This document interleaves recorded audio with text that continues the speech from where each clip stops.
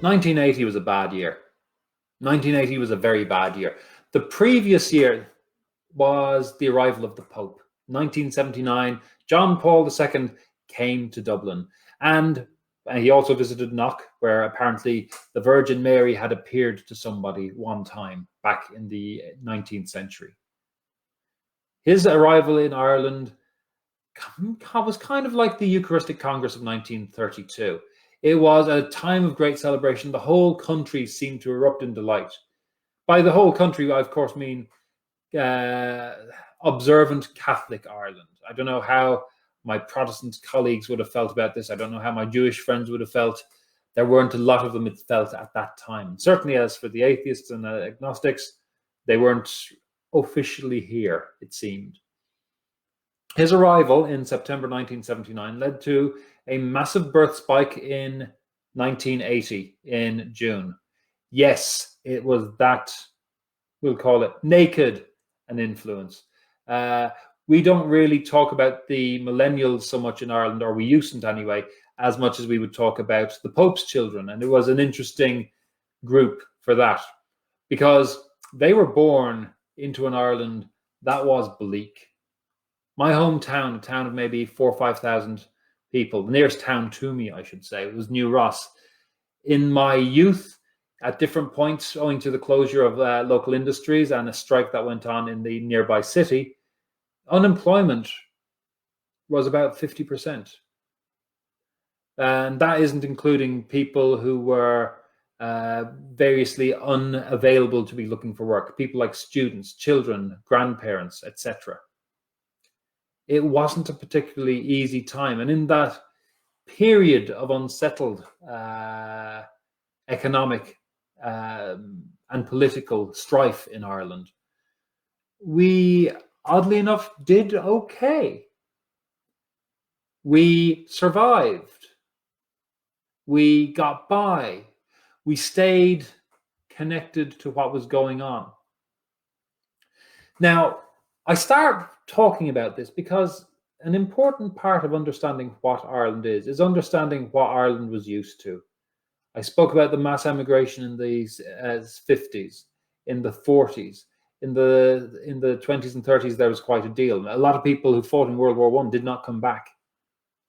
In the 1980s, we probably hit for me, the worst period because of the heavyweight unemployment, government unease that led to something like 5 governments in 4 years, something like that. And also the simple absence of a standard work to be doing. This was great for developing 2 things. Footballers, i.e. soccer players, and other sports, but mostly football. We had a golden period in the 1990s that benefited from this. It also was good for developing theatre. Now, we're not going back to the world of 1903 and 1904, I should say, and the development of the alley. We're developing a different thing. Ireland was a country that had big theatres, but a small one came along and became the biggest theatre of them all there in the Abbey. And then to a lesser degree, the Gate was a tiny theatre that became our second biggest theatre. In this period, we see the rise of very small theatres that stay somewhat small, but somehow are huge. That's what we're going to look at today. The unemployment was rife throughout the 80s. Really, it was only, I like to say, people have different ways of deciding how Ireland came back out of the worst. I would always say we entered the worst with a Eurovision Song Contest win for Johnny Logan, and we started to come out of the worst with a Eurovision Song Contest win for Johnny Logan. Except in the middle of all that, there was a Eurovision Song Contest win for Johnny Logan. I will explain. Johnny Logan is amazing and you all should know him better. Second part of the explanation.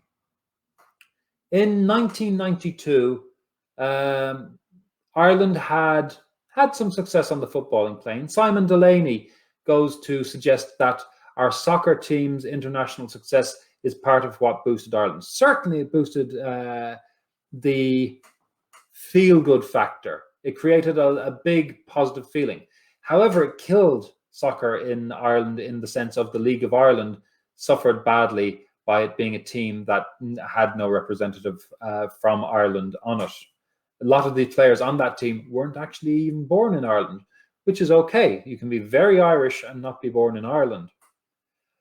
But what I think really triggered Ireland's move through stability and into the Celtic Tiger was Johnny Logan. Every time you win this Eurovision Song Contest, you get to hold it. And when you get to hold it, a lot of the time Ireland was one of the great countries for using it as an opportunity to advertise Ireland. When we got the Eurovision in 1988, we advertised every bit of the country that we could, and very effectively. Tourists started to come in numbers from Europe for the first real time, and there was that feel-good factor. We also qualified for the European Nations Cup, and this is important too. We won it for 4 times in 5 years in the 1990s. Every time it's coming up, firstly, we're selling as a tourist destination, then as a good place to do business and a place to cite your company. Suddenly, having got stability from 1988 through to about 94, this led to an actual genuine development of sustained industry. So what happened very quickly was we had a sudden boom. Now, there were many different factors. It would be foolish to think that a Eurovision win is enough to do that, or even 3 in a row. But all these factors combined to Ireland suddenly becoming wealthy? It's weird. The unemployment and the poverty is important, though, because thanks to that poverty, weirdly, we had a whole opportunity for people to become actors, for people to take up something like the theatre and run with it. In some cases, not having other work meant getting very good at the thing you like doing and hoping that it will pay. In some cases, it simply was, here's something I can do during the day. Theatre prices were also low at the time, which allowed more people to go than would ordinarily be the case in a more stagnant economy. With stability came stability in the theatre world, and then the following Celtic Tiger boom led to suddenly a wash of riches coming over it. We'll get to that in a little bit. The Abbey and the Gate were still the standard theatres. There were big theatres like the Gaiety and other ones, but they tended not to actually host shows. They weren't producing companies. What they tended to do was they were venues rather than hosts. Occasionally they would try and put something on, but ultimately they realized the money wasn't in it, and it was left to promoters to create shows to come to these venues. They also hosted a number of touring shows, generally from Britain. But all of these things were very staid productions.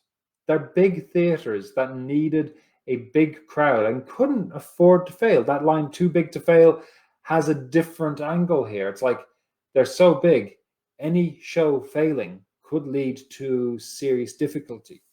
So very occasionally we would have an outstanding writer show up in the Abbey, but for the most part, they weren't taking risks. It's also important to recognize at this time that there are more outlets for actors to make a living. Irish television started in 1961, and its advent created the opportunity, as the BBC did, for stage actors to earn a living. Shows like The Reardons, Bracken, Glenroe, and Fair City became places where stage actors were brought by their friends from the writing room to earn a living. There was a huge amount of travel between the stage and the stand stage. So, for instance, actors like Gabriel Byrne, who went on to be a big international star, come on, you've all heard of him. He had started off in the Focus Theatre, as I'd said last week, and then he got a significant role on a show called Bracken, which is set basically in a farming part of rural Ireland. He was playing a Wicklow man. The irony is not lost in that Gabriel Byrne, born and bred a Dubliner. Shows like Glenroe and Fair City, you would regularly see people suddenly show up new to the village or new to the street, and they'd be there maybe for a year. Oftentimes it corresponded with an actor having had a health setback and losing out on income on stage for a year. Oftentimes it would correspond with, poor old Paddy's been working for years, for donkey's years, and he's nowhere near to earning a house. Let's give him 2 years on this and he'll be grand, he'll be set up for life. We also have a large link with writers, but generally once you went to writing for RTE, that was it. You didn't appear on the stage so much anymore. Not so much with the BBC, who throughout the years would have their radio programs or their TV plays for the day directed or written by stage people. If you look at I, Claudius, which I have been recently, you will see it's a very stagey production because that is a director who loves the theatre. Now, other things that were happening at the time, we've got the arrival of the Fringe Festival in 1995, which really changed the game, because this was an opportunity for small companies to have a chance to stage something in Dublin. And I was lucky enough to be in Dublin in 1995 and to watch for 10 years the development of magnificent and unusual, also terrible shows on the Fringe. It was founded by Jimmy Fay, who's a theatre called Bedrock. Now, they were a great little company that produced the first plays of a lot of really good writers like Marco Rowe, for instance, and Alex Johnson. And they went on to write shows for and adapt shows for companies like the Abbey. Now, Bedrock is, I think Bedrock's gone now, but the Fringe remains. Currently, the Fringe Festival, it's gone through a number of different people. It's pulled people from all over the world. These days, it's run by an old friend of mine from college, a woman called Ruth McGowan, who trained as a teacher.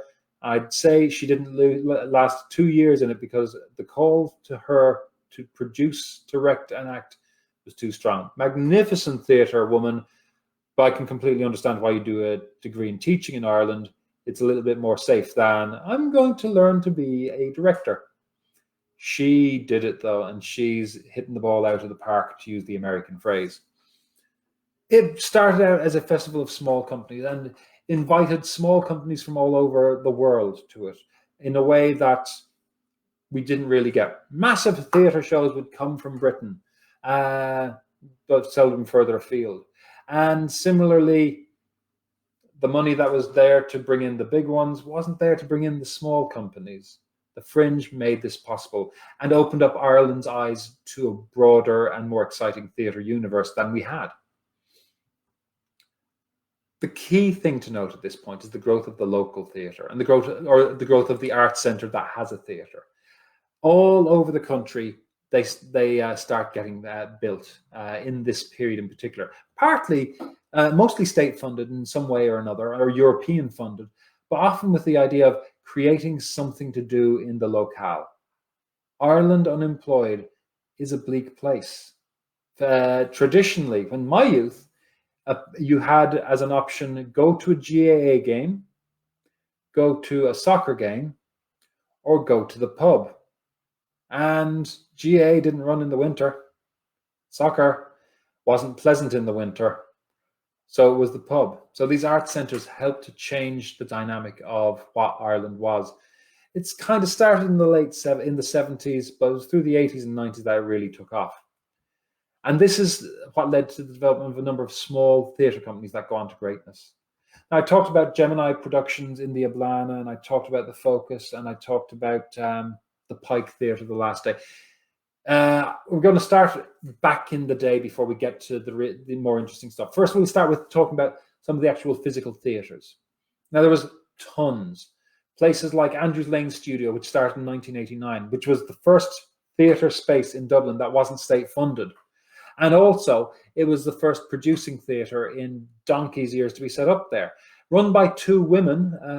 Sadly, it closed in 2007, but it did some amazing stuff. It had a theatre space and an upstairs space. There are places like the New Theatre, which was behind an old communist bookshop. The Grianon in Letterkenny, Hawkswell in Sligo, Sheem Satira in Tralee. These were all state-of-the-art theatres that were amazing. In Dublin, we had places like the Da Club. We had the Crypt, which was literally the basement of an old church in Dublin Castle. We had the City Arts Centre on the Quays. And we had the Bewley's Cafe Theatre, which was a stunning, which I don't know if I think it's still going, which was basically a place where you only did shows at lunchtime. You'd come in, you get your soup and your sandwich, and you sit down and watch a 45-minute long play. It was fantastic. A friend of mine, Alan King, used to run it. I don't know who's running it now. I hope it's still going. I do want to talk about the Project Art Centre, which is sort of the advent of the idea of the Art Centre in Ireland. It was set up for 3 weeks of the Dublin Theatre Festival in 1966, and it kept going. First as a gallery, then as this, then as that. It was nomadic up until 1974, and when it got a venue in the down at the heel, fairly skeezy Temple Bar area of Dublin. It was developed by people like David Norris and Alan Stanford, who built up an art and theatrical repertoire in there. There was never an evening free in there. There was always something going on. By the end of the 1980s, Temple Bar was starting to gentrify, and the project was a real thing. It became a reason. Firstly, it became a venue for all these smaller companies to break out to in Dublin, because up until 1989, there was the Abbey Theatre and the Peacock, the Gate, which both had their own resident companies. There wasn't much space there. You had the Gaiety and the Olympia, which were too big to hold a small theatre company. And then you had various upstairs of bars and different venues all over Dublin. Various different places that weren't really particularly comfortable or pleasant. The project was the first place to become that, while retaining the flexibility. In 1997, they decided to rebuild the project properly and tore down the building and moved into a small venue above a tattoo parlor and a fortune tellers called The Mint. And project at The Mint ran for about 3 years there. And after that, it ran on for another 2 as simply The Mint. Now, this was, like all the best theatres, an awkward little peculiar spot that was a nightmare to light, but you could see some of the most amazing theatre there. Andrews Lane Studio and The Mint were my 2 favourite theatres in Dublin at this time. The Mint was hireable, like the project, a little bit lower rent, we will say, but it gave people great opportunities. Companies like Loose Cannon and Barrabas and many others had the opportunity there, Corn Exchange, to develop work that moved Ireland to a different place. Now, remember I was talking about the 1995 start for the Fringe Festival of theatre in Dublin. This was the culmination of a number of things. It was the culmination of an awful lot of people travelling from Ireland to learn their trade, as the Abbey Theatre School was pretty much closed or a closed shop.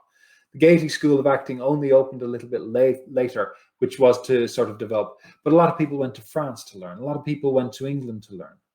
People looked beyond our borders, partly because a lot of our friends are immigrating, or emigrating, I should say.